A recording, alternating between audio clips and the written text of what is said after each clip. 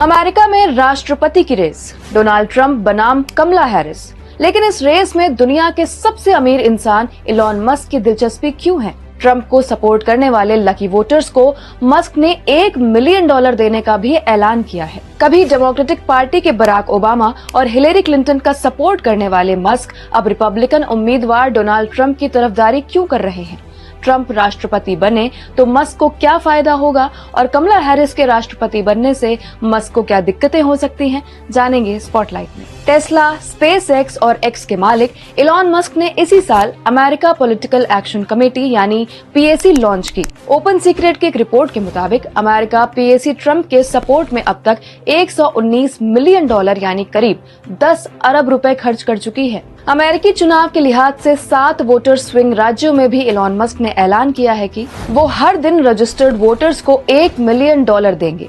इसके लिए उन्हें फ्रीडम ऑफ स्पीच और हथियार रखने वाली ऑनलाइन पिटीशन पर साइन करना होगा। वहीं पेंसिल्वेनिया में इस पिटीशन पर साइन करने वाले हर वोटर्स को $100 और बाकी राज्यों में वोटर्स को $47 मिलेंगे। वॉक्स के विजिकिम के मुताबिक इलॉन मस्क का ट्विटर को खरीदना भी इस चुनाव का ही एक हिस्सा था। साल 2022 में मस्क ने ट्विटर पर ऐलान किया कि अमेरिकन को राष्ट्रपति के लिए डेमोक्रेट्स के बजाय रिपब्लिकन उम्मीदवार को चुनना चाहिए। ट्विटर खरीदते ही मस्क ने डोनाल्ड ट्रंप की आईडी फिर से एक्टिवेट कराई, जो 2020 में कैपिटॉल हिंसा के बाद ब्लॉक कर दी गई थी। NPR की रिपोर्ट के मुताबिक इस चुनाव में अफवाह फैलाने, ट्रंप के सपोर्ट में माहौल बनाने और कमला हैरिस को टारगेट करने के लिए सीधे तौर पर सोशल मीडिया प्लेटफॉर्म X का इस्तेमाल किया गया है। इसमें मस्क के फॉलोअर्स का बड़ा रोल है, लेकिन पिछले चुनावों में ट्रंप को विजनलेस कहने वाले मस्क को उनसे क्या फायदा है? रिपोर्ट्स के मुताबिक अगर ट्रंप चुनाव जीतते हैं तो फेडरल सरकार में मस्क को अहम भूमिका मिल सकती है। मस्क की कंपनी स्पेसएक्स को अमेरिकी रक्षा विभाग यानी पेंटागन से कॉन्ट्रैक्ट लेटर्स चाहिए। इसके अलावा टेस्ला भी सरकार के EV टैक्स क्रेडिट्स और चार्जिंग स्टेशन के लिए मिलने वाली सब्सिडी का फायदा उठाती है। मस्क की स्पेसएक्स और टेस्ला ने $15 बिलियन का फेडरल कॉन्ट्रैक्ट भी जीता है। इतना ही नहीं, डोनाल्ड ट्रंप मस्क को गवर्नमेंट एफिशिएंसी कमीशन का हेड बनाना चाहते हैं।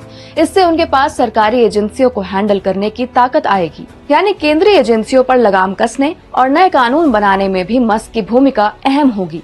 ट्रंप राष्ट्रपति बने तो मस्क को टैक्स कटौती के जरिए काफी मुनाफा हो सकता है, लेकिन कमला हैरिस के आने से मस्क को कई मुश्किलें झेलनी पड़ सकती हैं। कमला हैरिस ज्यादातर मौकों पर कॉर्पोरेट टैक्स बढ़ाने की बात कह चुकी हैं। जो बाइडेन के कार्यकाल के दौरान भी इलॉन मस्क की कई कंपनियों पर जांच बिठाई गई थी। Labour board, OSA, the SEC और डिपार्टमेंट ऑफ ट्रांसपोर्टेशन जैसी गवर्नमेंट एजेंसी ने कई बार सेफ्टी रेगुलेशन न फॉलो करने पर मस्क की कंपनियों पर भी जुर्माना लगाया है। लेकिन मस्क इन रूल्स को बेतुका बताते हुए सरकार पर परेशान करने का आरोप लगा चुके हैं।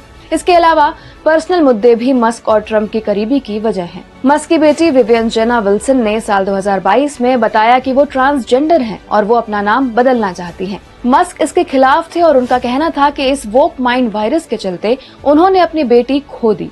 ट्रंप भी ट्रांसजेंडर्स को लेकर ऐसी ही राय रखते हैं।